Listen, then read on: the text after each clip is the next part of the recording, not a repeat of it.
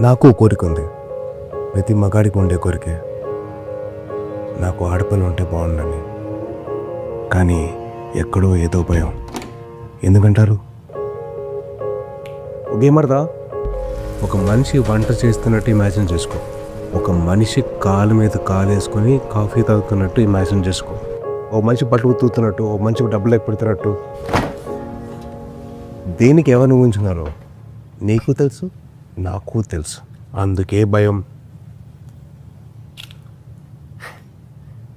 అయినా తప్పు మంది కాదులే. చిన్నప్పటి నుంచి మనం అదే నేర్చుకున్నాం.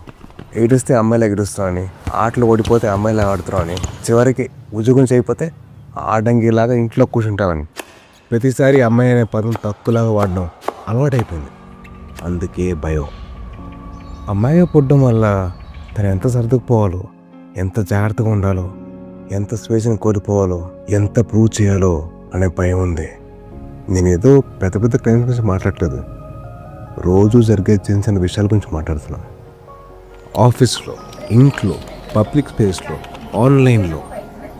అవును, మనం ఎప్పుడు మన అమ్మ, చెల్లి, అక్క గురించి, మన గర్ల్ ఫ్రెండ్ ఆర్ వైఫ్ గురించి, మనతో పనిచేసి మన కొలీగ్ గురించి అసలు ఇంత ఆలోచించలేదే. వాళ్ళు కూడా ఎవరికో కూతురులే కదా బాస్. మనకి కూతురు కావాలనేసరికి ఇంత భయం, ఇన్ని ఆలోచనలు పొడుచుకొచ్చాయా? అసలు నేను ఎందుకు ఇంత భయపడుతున్నా? ఈ భయం తగ్గాలంటే ఏం చేయాలి? నాకు తెలిసి సొల్యూషన్ చాలా సింపుల్ అబ్బా. మనం పెద్ద పెద్ద యుద్ధాలు ఏం చేయక్కర్లేదు, తొట్టలో కొట్టక్కర్లేదు. రోజు లేవగానే దుప్పటి మడత పెడితే చాలు, కాఫీ కప్పు సింక్ దగ్గర పెడితే చాలు, ఒక అమ్మాయి మాట్లాడుతున్నప్పుడు పూర్తిగా వింటే చాలు, అమ్మాయి పైకి ఎదుగుతుంటే అది తన కష్టం వల్లే అని నమ్మితే చాలు, కేరిన ముసుగులో కంట్రోల్ చేయకపోతే చాలు, మన కళ్ళు మన కంట్రోల్లో ఉంటే చాలు, అమ్మాయిని తక్కువ చేసి చూస్తే ఇది తప్పు అని చెప్తే చాలు. నాట్ ఆల్ మెన్ అని రాయడం కాదు, నాట్ ఆల్ మెన్ అని ప్రూవ్ చేయాలి.